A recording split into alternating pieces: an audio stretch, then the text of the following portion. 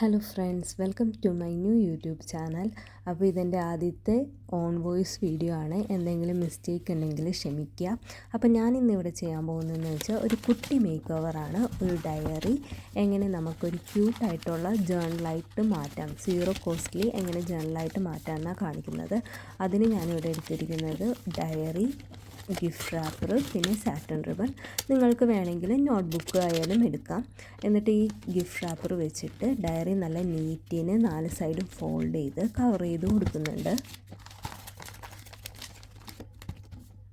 ഇപ്പോൾ തന്നെ നമ്മുടെ ഡയറിയുടെ ലുക്ക് മാറി ഒരു ക്യൂട്ടായിട്ടുള്ളൊരു ബുക്കായിട്ടില്ലേ. എന്നിട്ട് ഞാൻ കുറച്ചും കൂടി നീറ്റ്നെസ് തോന്നാൻ വേണ്ടിയിട്ട് ഒരു വൈറ്റ് പേപ്പർ ഡയറി റാപ്പ് ചെയ്ത ഉൾഭാഗത്തും ഒട്ടിച്ചു കൊടുക്കുന്നുണ്ട്.